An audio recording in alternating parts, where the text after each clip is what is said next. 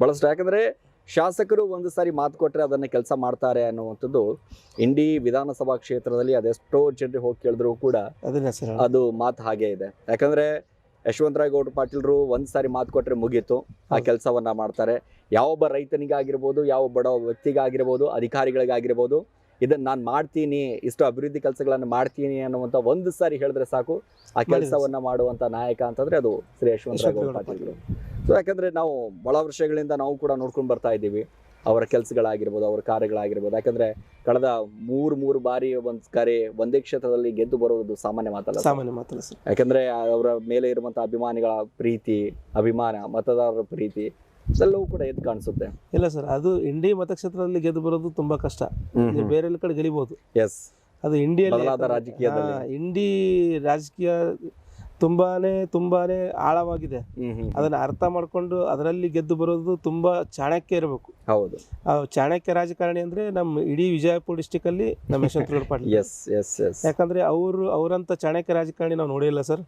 ಮತ್ತೆ ನೀವು ಯಾವುದೇ ಹಳ್ಳಿಗೆ ಹೋಗ್ಲಿ ಅಂತ ಕರೀತಾರೆ. ನಾನೇ ಒಂದು ನಮ್ಮ ಫಂಕ್ಷನ್ ಕರೆಸ್ತಿರ್ತೀನಿ.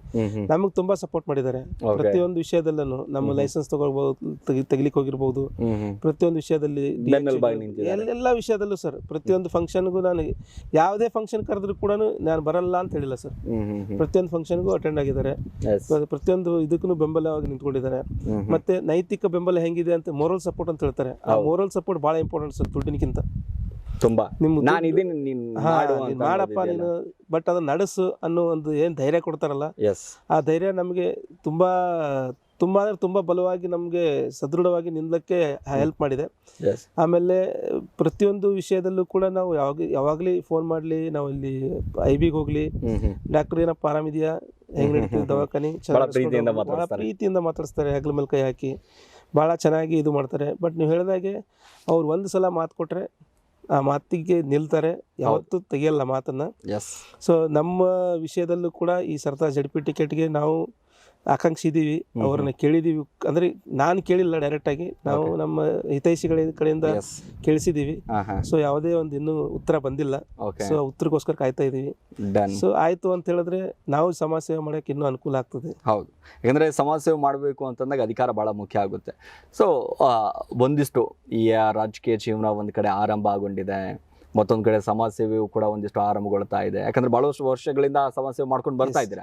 ಬಟ್ ಈಗ ಹೊಸ ರಾಜಕೀಯ ಜೀವನ ಆರಂಭ ಇದೆಯಲ್ಲ, ಬಹಳಷ್ಟು ಕಲ್ಲು ಮುಳ್ಳಿನ ಹಾದಿ ಇದು ರಾಜಕೀಯ ಅನ್ನುವಂಥದ್ದು. ಯಾಕಂದ್ರೆ ರಾಜಕೀಯದಲ್ಲಿ ಎಲ್ರಿಗೂ ಕೂಡ ಹೋಗಿದ ತಕ್ಷಣನೇ ಅಧಿಕಾರ ಸಿಗೋದಿಲ್ಲ, ಬಹಳಷ್ಟು ಕಷ್ಟಪಡಬೇಕಾಗುತ್ತೆ.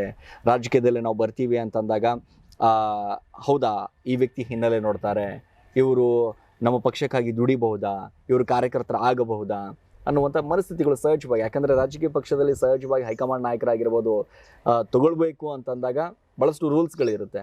ಅದೆಲ್ಲವೂ ಕೂಡ ಜಯಿಸಿ ಹೋಗೋದಿದೆಯಲ್ಲ, ಲಕ್ಷ್ಮೀಕಾಂತ್ ಮೇತ್ರಿ ಅವರಿಗೆ ತುಂಬ ಕಷ್ಟಕರ ಹಾದಿ, ಒಂದು ರೀತಿಯಾಗಿ ಕಲ್ಲು ಮುಳ್ಳಿನ ಹಾದಿ.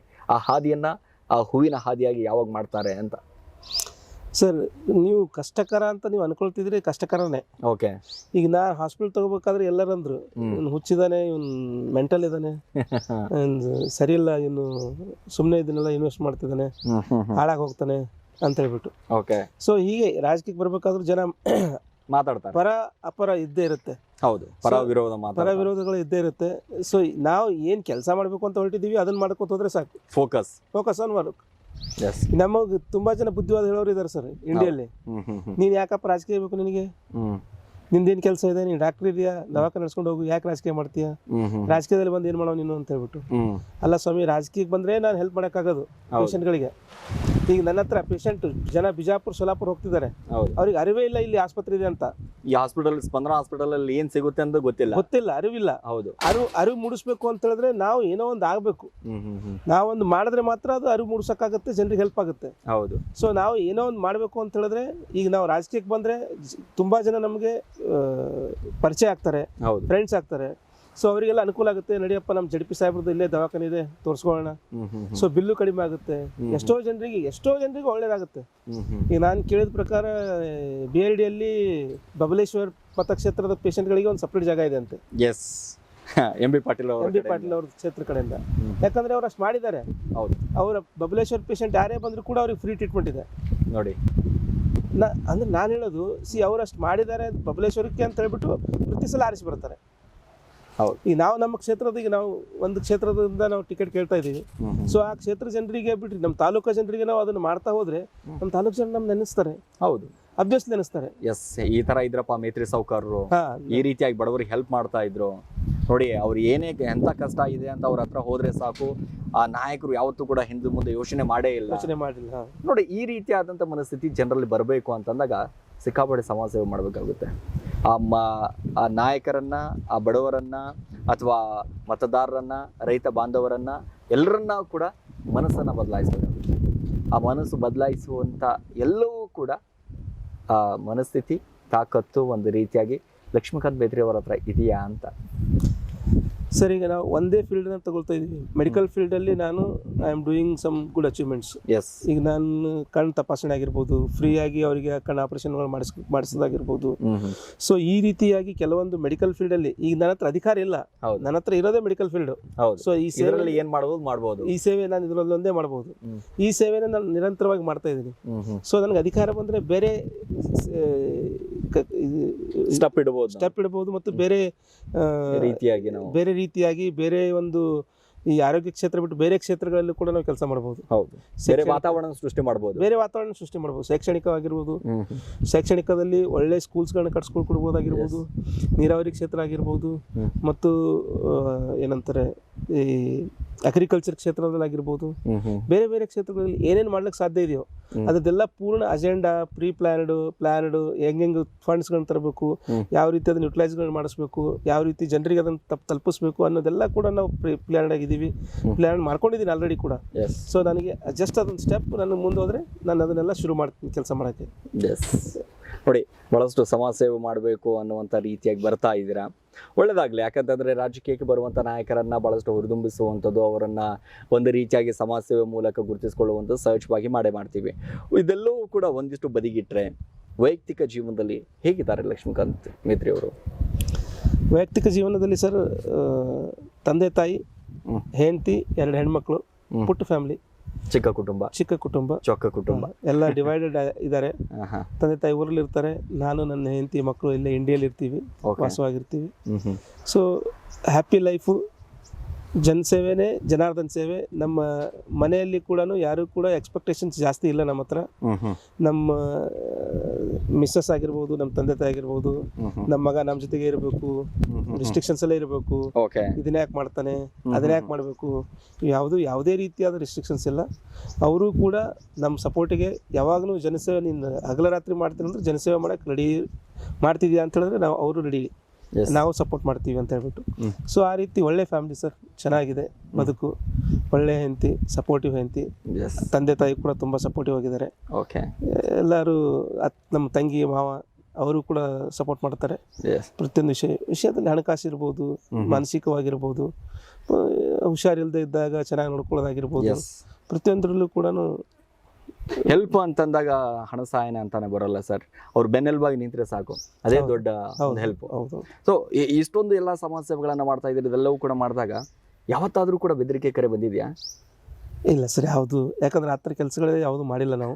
ಬೆದರಿಕೆ ಕರೆ ಬರೋಕ್ಕೆ ಯಾವುದು ಬೆದರಿಕೆ ಕರೆಗಳಂತ ಯಾವ ಬಂದಿಲ್ಲ ಸರ್. ಓಕೆ. ಯಾವತ್ತಾದ್ರೂ ಇಲ್ಲ ಈ ವ್ಯಕ್ತಿ ತುಂಬಾನೇ ಬೆಳೀತಾ ಇದ್ದಾನೆ, ಏನಾದ್ರೂ ಮಾಡಬೇಕು ಅನ್ನೋದು ಮುಂದೆ ಬರ್ಬೋದು. ಓಕೆ, ರಾಜಕೀಯಕ್ಕೆ ಎಂಟ್ರಿ ಆಗ್ತದೆ ಅಂತ ಇನ್ನು ಮುಂದೆ ಬರಬಹುದು. ಬಟ್ ಇಲ್ಲಿವರೆಗೂ ಕೂಡ ಯಾವುದು ಅಂತ ಬೆದರಿಕೆ ಕರೆಗಳಾಗಲಿ ಯಾವುದು ಬಂದಿಲ್ಲ. ಬಟ್ ನಾವು ಎಲ್ಲರ ಜೊತೆ ಸಕಾರಾತ್ಮಕವಾಗಿ ಕೆಲಸ ಮಾಡ್ತಿದ್ದೀವಿ ಸರ್. ಯಾರ ಜೊತೆ ಕೂಡ ನಕಾರಾತ್ಮಕವಾಗಿಲ್ಲ, ಯಾರಿಗೂ ಕೂಡ ಮೋಸ ಮಾಡಿರೋದಂತೂ ಇಲ್ಲ, ದ್ರೋಹ ಮಾಡಿರೋದಿಲ್ಲ. ಸೊ ಎಲ್ಲರಿಗೂ ಕೂಡ ಹೊಂದ್ಕೊಂಡು ಚೊಕ್ಕಾಗಿ, ಮತ್ತು ಯಾರಿಗೆ ಏನು ಅವಶ್ಯಕತೆ ಇದೆ, ನೀಡಿದೆ, ಯಾರಿಗೆ ಯಾವ ಸಂದರ್ಭದಲ್ಲಿ ಅವಶ್ಯಕತೆ ಇದೆ, ಎಲ್ಲರಿಗೂ ಕೂಡ ಹೆಲ್ಪ್ ಮಾಡ್ಕೊಂಡು ನಾವು ಹೋಗ್ತಾ ಇದೀವಿ. ಹಾಗಾಗಿ ಯಾವುದೇ ರೀತಿ ಆ ರೀತಿ ಬೆದರಿಕೆ ಕರೆಗಳಾಗಿರ್ಬೋದು, ಕಿರಿಕಿರಿಗಳಾಗಿರ್ಬೋದು, ನಮ್ಮ ಹಾಸ್ಪಿಟಲ್ ಸ್ಟಾರ್ಟ್ ಆಗಿ 2 ವರ್ಷ ಆಯಿತು, ಇನ್ನುವರೆಗೂ ಯಾವುದು ಜಗಳ, ಜಾಪತ್ರೆ, ಕಿರಿಕಿರಿ, ಬಿಲ್ ಸಲುವಾಗಿ ಯಾವುದೂ ಇಲ್ಲ ಸರ್, ಇಲ್ಲಿವರೆಗೂ ಯಾವುದೂ ಇಲ್ಲ.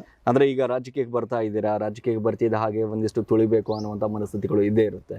ಸೊ ಅದೆಲ್ಲವೂ ಕೂಡ ಮೆಟ್ಟಿ ನಿಲ್ಲುವಂಥ ಧೈರ್ಯ ನಿಮ್ಮಲ್ಲಿಯೂ ಕೂಡ ಇದ್ದೇ ಇರುತ್ತೆ. ಯಾವ ರೀತಿಯಾಗಿ ಪ್ಲ್ಯಾನ್ ಮಾಡ್ಕೊತೀರಾ, ಏನು ಕತೆ? ಯಾಕಂದರೆ ಪ್ಲ್ಯಾನ್ ಎ, ಪ್ಲ್ಯಾನ್ ಬಿ ರೀತಿಯಾಗಿ ರಾಜಕೀಯದಲ್ಲಿ ಅಂತಂದಾಗ ಎಷ್ಟು ಅಂತಂದರೆ ನಾವು ಏನೇ ಮಾಡಿದ್ರೂ ಕೂಡ ಒಂದಿಷ್ಟು ತುಳಿಯೋರು ಇದ್ದೇ ಇರ್ತಾರೆ.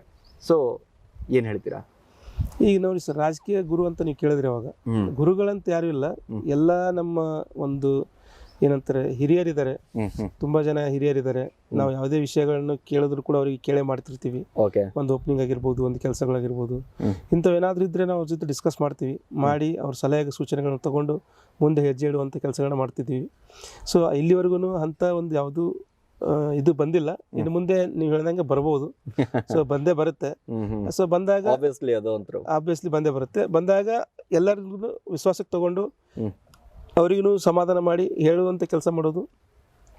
ಮತ್ತು ಇನ್ನೊಂದು ಸರ್, ನಾವು ಡೌನ್ ಟು ಅರ್ತ್. ನಮ್ಮ ಸ್ವಭಾವ ಹೆಂಗೆ ಅಂತ ಹೇಳಿದ್ರೆ ಗಾಂಧಿ ಮುತ್ತನ ಸ್ವಭಾವ ಇದ್ದಂಗೆ. ಒಂದು ಎಣ್ಣೆ ಕೊಟ್ಟು ನೋಡಿದ್ರೆ ಗೊತ್ತಾಗುತ್ತೆ ಸರ್. ಒಂದು ಹೊಡೆದ್ರೆ ಇನ್ನೊಂದು ಏಟ್ ಹೊಡಿಯಪ್ಪ ಅಂತ ಹೇಳ್ಬಿಟ್ಟು ಹೋಗೋರು. ನಾವು ಜಗಳ ತೆಗೆಯುವಂತ ವ್ಯಕ್ತಿತ್ವ ಅಲ್ಲ, ಮತ್ತೆ ಯಾರಿಗೂ ಕೂಡ ಅಸೂಯೆ ಮಾಡುವಂತ ವ್ಯಕ್ತಿತ್ವ ಅಲ್ಲ. ಸೊ ಹಿಂಗಾಗಿ ನಮಗೆ ನನ್ನ ಮೇಲೇನೆ ನನಗೆ ಅಪಾರವಾದ ನಂಬಿಕೆ ಏನಪ್ಪಾ ಅಂತ ಹೇಳಿದ್ರೆ, ಯಾರು ನಮ್ಮ ಅಪೋಸಿಷನ್ ಬರಲ್ಲ ಅಂತ. ಓಕೆ, ಅಂದ್ರೆ